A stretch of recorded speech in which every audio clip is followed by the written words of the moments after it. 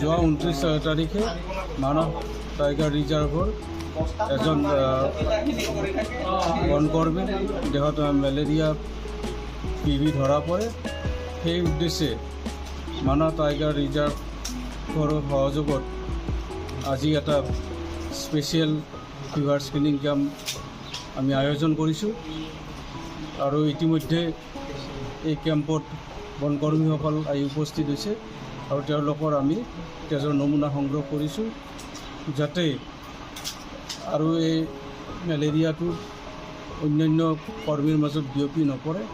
সেই preventive measure হিচাপে আজিৰ এই আমাৰ কেম্পটো আমি অনুষ্ঠিত কৰিছোঁ আৰু এই ফিভাৰ স্ক্ৰিনিঙৰ লগতে আমি ITBN কেম্পো আমি কৰিম। এই ক্ষেত্ৰত আমাক মানস টাইগাৰ ৰিজাৰ্ভৰ বিষয়া কৰ্মচাৰীসকলে সহযোগ কৰিছে। মানস টাইগাৰ ৰিজাৰ্ভ আৰু বাক্সা হেল্থ ছ'চাইটি যুটীয়া উদ্যোগত বাহবাৰী ৰেঞ্জত এদিনীয়া কাৰ্যসূচীৰে স্বাস্থ্য পৰীক্ষণ শিবিৰ আৰম্ভ কৰা হয়। ইয়াত আমাৰ মানসৰ বাহবাৰী ৰেঞ্জৰ কেম্পৰ বন কৰ্মচাৰীসকল আহি তেওঁলোকৰ ব্লাডৰ চেম্পল দিয়ে। যিহেতু কিছুদিন আগত আমাৰ বিধি কেম্পত এজন অস্থায়ী কৰ্মচাৰী তেখেতৰ ব্লাড টেষ্ট কৰাতে মেলেৰিয়া টিবি পোৱা গৈছিল। তো সেই সূত্ৰে হেল্থ ডিপাৰ্টমেণ্টে আজি আমাৰ মানসত মানে বন কৰ্মচাৰীসকলক ব্লাড চেম্পল কালেকশ্যন কৰিছে। তাৰ লগতে বিভিন্ন কেম্পত গৈ মস্কিটো নেট ঔষধীকৰণ কৰিব। আমাৰ মানস নেশ্যনেল টাইগাৰ ৰিজাৰ্ভৰ পৰা বাস্কা হেল্থ আগলৈ আমি এনেকৈ পাব পাৰোঁ। Thank U. আমাৰ লাস্ট 29 তাৰিখে জুলাই মাহৰ 29 তারিখে আমি এটা মেলেরিয়া পজিটিভ ধরা পড়ে টিবি পজিটিভ যেটো নেকি দুজন পেশেন্ট মানে আমি গম পাইছোঁ যে এইটো মানস নেশ্যনেল টাইগাৰ ৰিজাৰ্ভত কাম কৰে। তো সেই হিচাপে আমি মানস টাইগাৰ ৰিজাৰ্ভত অলপ ইনভেষ্টিগেশ্যন কৰিছিলোঁ যে পেশেন্টটো মানস টাইগাৰ ৰিজাৰ্ভৰ ভিতৰতে বিধি ৰেঞ্জ বুলি আছে তাতে কাম কৰে। সেই হিচাপে আমি আমাৰ ফিল্ড ডাইৰেক্টৰ এছিষ্টেণ্ট ডাইৰেক্টৰ আমাৰ ছাৰৰ লগত কথা পাতি আজি আমি এখন মানে স্পেচিয়েল হেল্থ কেম্প অৰ্গেনাইজ কৰিছোঁ য'ত নেকি আমি টাৰ্গেট কৰিছোঁ যে মানস টাইগাৰ ৰিজাৰ্ভৰ ভিতৰত যিকেইজন এমপ্লয়ী আছে অল 100% এমপ্লয়ীকে আমি মানে ফিভাৰ স্ক্ৰিনিং কৰিম আৰু লগতে মানে তেওঁলোকৰ যিখিনি বেডনেট আছে বেডনেটখিনি ইমপ্ৰেগনেশ্যন কৰা হ'ব। তো আমি এতিয়া মানে দুটা টিম কম্প্ৰাইজ মানে গঠন কৰিছোঁ। তো দুটা টিমৰ আমাৰ দুটা ছাইডে যাব মানস নেশ্যনেল পাৰ্কৰ ভিতৰত। তো যাই কিনে তাৰমানে কেম্পবিলাকত বিট হাউচ যিখিনি আছে বিট হাউচবিলাকত যিমান এমপ্লয়ী আছে সেইখিনিৰ মানে মাছ স্ক্ৰিনিং কৰিম আৰু লগতে তেওঁলোকৰ যিখিনি মানে নিজৰ মানে আঁঠুৱাখিনি আছে সেই আঁঠুৱাখিনিৰে ঔষধীকৰণ কৰিম আৰু ইভেন মেলেৰিয়াৰ প্ৰতি আৰু মেলেৰিয়া বুলি নহয় আৰু জাপানীজ এনকেফেলাইটিছ বা ডেংগু যিবিলাক বেমাৰ মহৰ পৰা হয় সেই বেমাৰৰ পৰা যাতে তেওঁলোকে কেনেকৈ হাত সাৰিব পাৰে তাৰ কাৰণে আমি অলপ সজাগতা সৃষ্টি কৰিবলৈ চেষ্টা কৰিম আজিৰ আমাৰ এই কাৰ্যসূচী। কেনেদৰে আপোনালোকে বিধসমূহ যে গৈ পেলাই তেওঁলোকৰ বনকৰ্মী আছে তেওঁলোকক কি সতৰ্কতা অৱলম্বন কৰিব ইয়াৰ পৰা সহায় হ'বলৈ?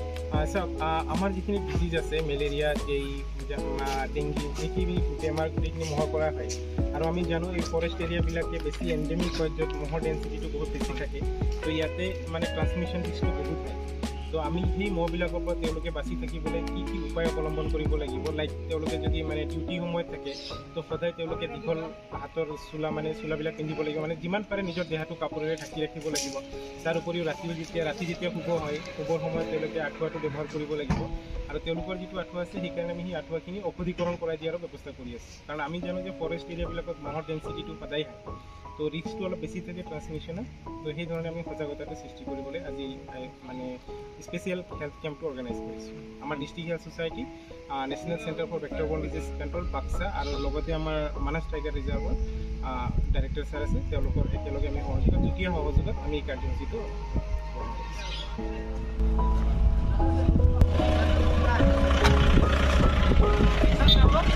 যাম।